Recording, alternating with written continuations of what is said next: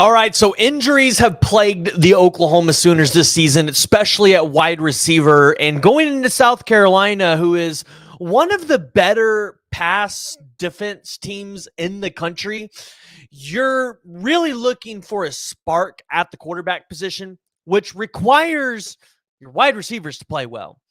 And again, I think we face going into South Carolina asking the question, what is the latest update with some of these wide receivers? When are they going to be back? And Venables kind of has given us some updates, but kind of hasn't this week. So we're going to talk about it. We're going to discuss it. We're going to dive into it as always. So make sure you guys join the discussion. Jump in the comments below.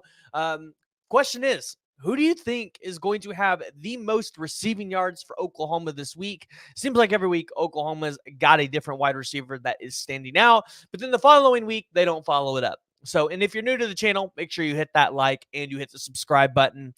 But we got to talk about this availability report that came out for Oklahoma last night. Now, this is the first one. You should expect another one tonight. So, nothing necessarily set in stone, whether that means they're questionable or they're probable for this game.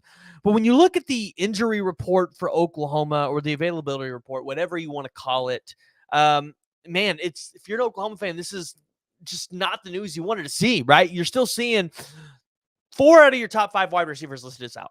Nick Anderson, Jalil Farooq, Andrell Anthony. Those are the guys that maybe you have hope of potentially returning at some point this season.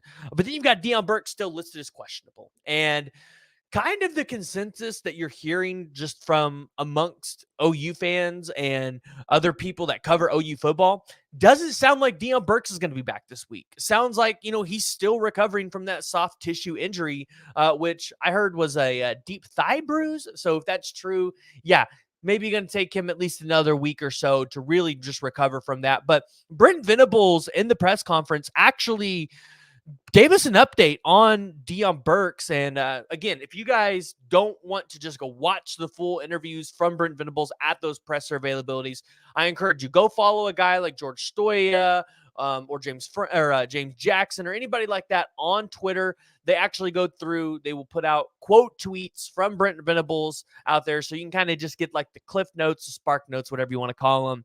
But George Stoya did put out a tweet from Venables saying that Deion Burks is trying to defy all odds and play this week. Says he's up to 80% healthy.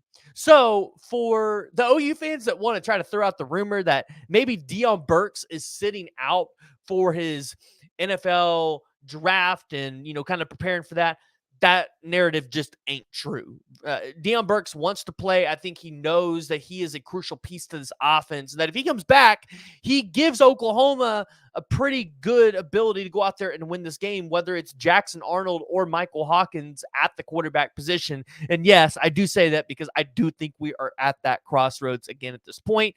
Michael Hawkins got to go out there this week and prove something that, hey, he can be the guy at Oklahoma. Otherwise, we're in a huge QB controversy. But that's for a topic for another day. So looking at some of the other quarterbacks, right?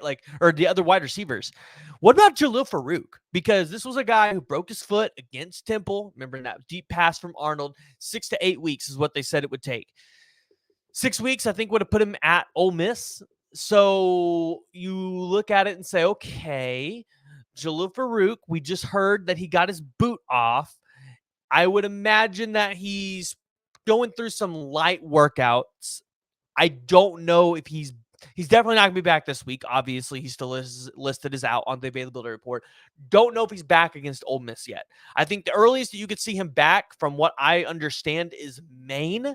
And that would probably be a good game to put him in, kind of get some reps, game reps.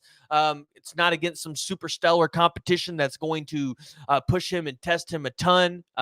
Give him an opportunity to maybe look at that foot a little bit. So Jalil Farooq is a maybe to come back this season. And again, you probably look at the main game as a target. I do think they will probably list Jalil Farooq as questionable against Ole Miss, since that might be his original timeline. So you're not expecting Jalil Farooq this week, but it is good news that Jalil Farooq might potentially be eyeing a comeback for Oklahoma, because if you look at what Jalil Farooq has done in the past here at Oklahoma, this has been a guy that all the way back when Caleb Williams was here, like, we kind of had high hopes for him. Back last year was his best year. 45 receptions, 694 yards, only 2 touchdowns. The year before that, he had 5 touchdowns.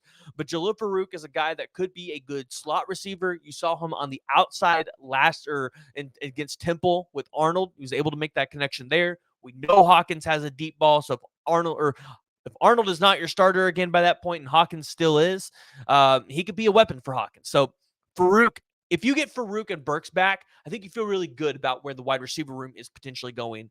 But then that leaves you to the question, well, if those two come back, what about Nick Anderson? And Pete Nakos put out an update on Nick Anderson the other day, basically just talking about, hey, like, he's day-to-day at this point. And if you're an Oklahoma fan, that still doesn't provide you any confidence there, because Nick Anderson was day-to-day kind of going up to the Tennessee game. We were always told, oh, he's going to come back in. Then he goes into the Tennessee game. We find out, hey, well, he probably shouldn't have been played. He was still a little bit banged up. You know, here's the deal. Like, these kind of injuries that Nick Anderson's got, like, they take time. And this is one of those things where it's like, all right, Oklahoma's 4-2. If you beat South Carolina, you're 5-2. Let's say you get Nick Anderson back against Ole Miss. Let's say you get Farooq back against Ole Miss and Deion Burks. Like, that's best case scenario. Let's say you get those 3 back against Ole Miss. Do you still beat Ole Miss? Because remember, this was a game that even when you looked at the spring game stuff and you saw what Arnold did with these wide receivers in the spring game, I still looked at that Ole Miss game and said, that's a game that Oklahoma loses. So I would still tell you Oklahoma's going to lose that game against Ole Miss. And then you're 5-3. So that means you're going up into your final stretch with Maine, Missouri, Bama, and LSU. Those last 4 games.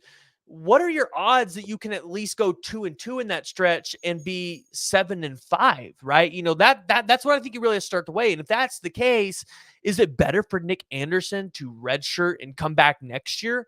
Because Nick Anderson doesn't have the draft rapport that I think a lot of you guys think he has. Like, I've seen these rumors that Nick Anderson is sitting out because of an NIL dispute, or sitting out because he's preparing to go to the NFL. That's just not true, guys. Like, Oklahoma is taking care of the NIL stuff that they need to take care of. It's brought in-house. It makes it a little easier. But additionally, Nick Anderson isn't sitting out to prepare for the draft. He doesn't have the necessary film and what you need to see on the field for him to go be a first-round wide receiver, which is what everybody thinks Nick Anderson can be.